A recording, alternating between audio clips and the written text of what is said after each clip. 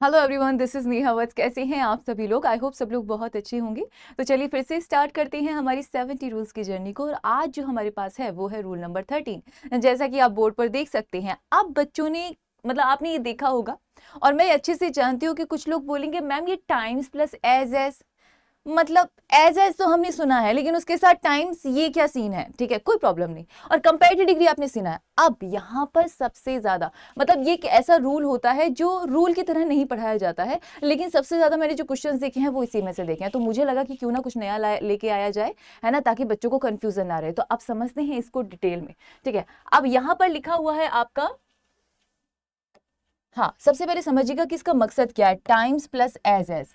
ठीक है, times plus as ये जो लिखा हुआ है, देखो टाइम्स का मतलब क्या होता है मैं यहीं पे समझा देती हूँ आपको।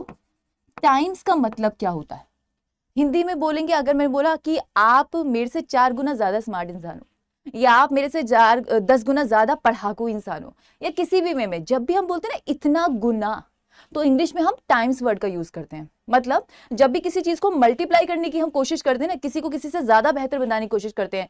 अब जब मैंने कहा ना किसी को किसी से ज्यादा बेहतर बनाने की कोशिश करते हैं, तो मैम वो तो कंपैरेटिव डिग्री में करते हैं। अरे तभी तो वर्सेस लिखा है, क्योंकि दोनों में कंफ्यूजन होता है। ठीक है, लेकिन अगर आपको टाइम्स मिले तो आपने क्या करना है कि कोई चीज का गुना, मैं अगर हिंदी में लिख दूं इसे कि टाइम्स का मतलब क्या होता है, गुना।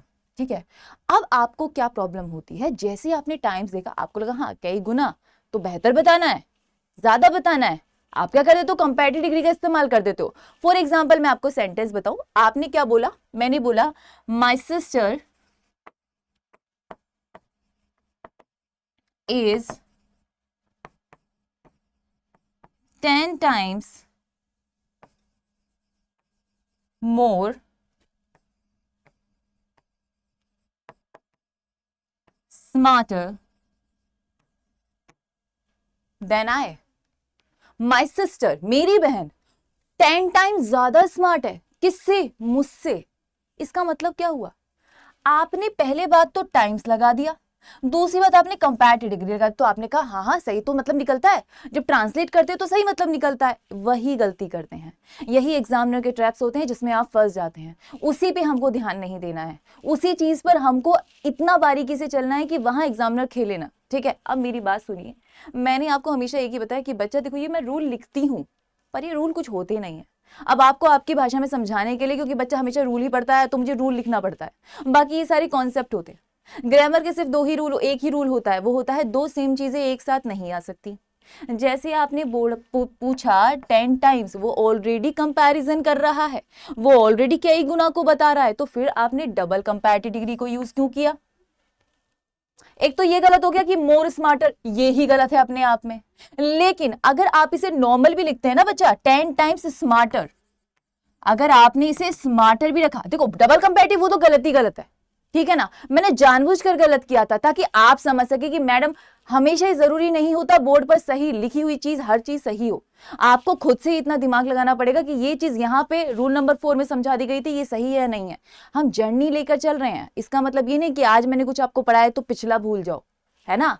You have to be very cautious. अब मेरी बात सुनिए, आपने यहां पर देखा 10 टाइम्स, याद रखिएगा जैसे ही आपको टाइम्स वर्ड मिले ना बच्चा, तो आपको किसका इस्तेमाल करना है, एज का इस्तेमाल करना है, क्योंकि वो आपको पॉजिटिव वे में डिफाइन करेगा।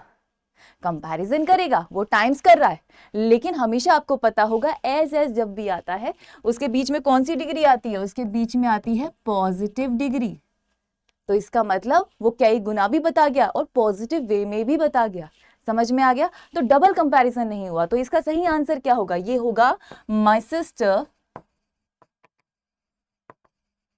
is 10 times as smart as I। समझ में आया, है ना? ये सिंपल था ना, कुछ नहीं था, बस आपको जैसे ही रटना हो तो ये समझ लेना टाइम्स आया तो एज आएगा, समझना हो तो ये समझ लेना कि भाई अगर टाइम्स आ गया तो ऑलरेडी उसने कंपैरिजन को बता दिया है, अगर उसने कंपैरिजन को बता दिया तो उसके साथ कंपैरेटिव डिग्री का इस्तेमाल नहीं करना। ठीक है, अब सुनिए, अब चलते हैं आपका नेक्स्ट, ये आपके कुछ प्रैक्टिस क्वेश्चंस है ना, उसको प्रैक्टिस करते हैं। और उसके बाद जैसा कि आपके साथ होता है, खुद की कॉन्फिडेंस गेन करने के लिए मैं आपको होमवर्क देती हूँ, पहले इसको समझते हैं उसके बाद वापस आएंगे। ठीक है, लिखा हुआ है my salary is 3 times higher than, his, मेरी जो सैलरी है वो 3 गुना ज्यादा है, किससे? उसकी सैलरी से। अब मुझे आप खुद बताइए ये सही है या गलत है, कमेंट सेक्शन में आपको आंसर देना पड़ेगा कि सही है गलत है। मैम जैसे ही आपने बोला ना 3 टाइम्स, उसने क्या बता दिया? कई गुना। जैसे ही उसने गुना बता दिया, उसने ऑलरेडी कंपैरिजन कर दिया। उसने क्या कर दिया बच्चे? ऑलरेडी कंपैरिजन कर दिया। मैम ऑलरेडी कंपैरिजन जब ये कर चुका है तो आपने दोबारा से कंपैरेटिव डिग्री क्यों लगाई? गलत हो जा गया। अब कंपैरेटिव डिग्री लगाई तो फिर देन क्यों लगाया? वो भी गलत हो गया। अगर ये दोनों गलत चीजें हो चुकी हैं, इसका मतलब क्या कर सकती हैं? 3 times as high as his. समझ में आया? हाँ। अच्छा बच्चे, ये आप जो देख रहे होंगे ना हिज, ये प्रोनाउन है, इसके अंदर ही सैलरी छिपी हुई है।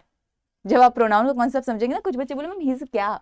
अरे जब भी एकदम लास्ट में आपका प्रोनाउन आता है ना ऑब्जेक्ट की तरह, तो उसमें ऑलरेडी नाउन इंक्लूड होता है, तो वो उसकी सैलरी की बात कर रहा है ना। कई बार हम ऐसा भी लिखते हैं। चलो अब मेरी बात सुनिए, ये समझ में आया आपको? ठीक है, ये सेंटेंस हमने करेक्ट कर दिया। दूसरा सेंटेंस पढ़ते हैं। क्या लिखा हुआ है? This book is 2 times as thick as yours. खुद से बताइए, एरर तो नहीं है कहीं? कभी मैंने दोबारा दूसरे सेंटेंस में एरर कर दी हो? नहीं, बिल्कुल नहीं। मैम हमें क्लियर हो चुका है कि यहाँ पे टाइम्स लिखा हुआ है। टाइम्स के बाद उसने कंपैरिजन के लिए नहीं बल्कि पॉजिटिव डिग्री का इस्तेमाल किया है। पॉजिटिव डिग्री के लिए उसने एज का इस्तेमाल किया है। हो गया सिंपल सही, मतलब डबल कंपैरिजन हुआ ही नहीं। सेंटेंस को बहुत प्यार से समझा जा सकता है। ठीक है, तो ये सेंटेंस बिल्कुल करेक्ट है। थर्ड सेंटेंस पे आते हैं। क्या लिखा हुआ है? She runs 5 times faster than her sister. मतलब वो तेज दौड़ती है। किससे? 5 टाइम फास्टर, 5 गुना ज्यादा फास्टर। किससे? अपनी सिस्टर से। कुछ गलती नजर आ रही है? ऑफ कोर्स नजर आ रही है। लिखा हुआ है 5 टाइम्स। टाइम्स का मतलब मैम वही हो गया ना, कंपैरिजन कर दिया, गुना बता दिया। अब इसके बाद क्या आना चाहिए? कंपैरेटिव डिग्री नहीं आनी चाहिए। कंपैरेटिव डिग्री नहीं आएगी तो देन भी नहीं आएगा, तो क्या आएगा मैम? एज फास्ट एज हो जाएगा। क्लियर? आगे चीज समझ में? अब तो ये चुटकियों भर का खेल है। ठीक है ना। नेक्स्ट क्वेश्चन आप सॉल्व करेंगे। लिखा हुआ है this room is 10 times larger than other.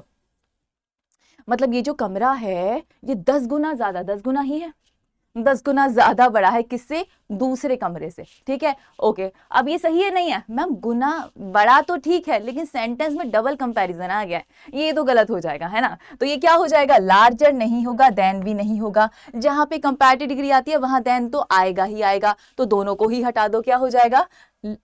As large as the other. हो गया सेंटेंस सही। कोई प्रॉब्लम इसमें नहीं, बिल्कुल स्मूथ चीज थी, बहुत प्यार से समझ में आई। कुछ ज्यादा था ही नहीं, लेकिन बच्चा नहीं समझ पाता क्योंकि उसको ना पता है, आदत है ट्रांसलेशन करने की। ट्रांसलेशन का मतलब होता है उस चीज को सिर्फ समझ लेना, बस आ गया समझ में इतना। उसको आप ट्रांसलेट करके एरर सॉल्व नहीं कर पाओगे। उसका बस कॉन्सेप्ट समझ लो कहना क्या चाहता है। फिर एरर वाला जो कॉन्सेप्ट है वो जो है वो तो आपको खुद से लगाना पड़ेगा। उसके लिए तो आपको इंग्लिश ही सीखनी पड़ेगी ना। चलो अब क्या करते हैं, अब आपको क्या करना है, ये एक क्वेश्चन ये है, ठीक है, और एक ये क्वेश्चन है, ठीक है। आपको मुझे दोनों के आंसर देने हैं। और एक और चीज, यहीं पर वीडियो को पॉज कर लीजिएगा और दोनों क्वेश्चन को सॉल्व कीजिएगा, क्योंकि इसकी नेक्स्ट स्लाइड पर बच्चे बड़े परेशान होते हैं कि मैम आप क्वेश्चन दे देते हो लेकिन आंसर तो हमें पता ही नहीं होते, फिर आप कमेंट में भी रिप्लाई नहीं होते। कई बार ऐसा होता है कि कमेंट पे रिप्लाई नहीं हो पाते, इसीलिए मैंने नेक्स्ट स्लाइड पर आपके लिए आंसर्स लिखे हुए हैं। ठीक है, आपके आंसर्स इससे मैच होने ही चाहिए, इसमें कोई बहाना नहीं चलेगा। ओके, आई होप आपको ये जर्नी पसंद आ रही होगी। आई होप ये रूल नंबर 13 आपको बहुत अच्छे से समझ में आया होगा। ठीक है, ओके, तो चलिए मिलते हैं आपको नेक्स्ट क्लास में नेक्स्ट रूल के साथ। Thank you class.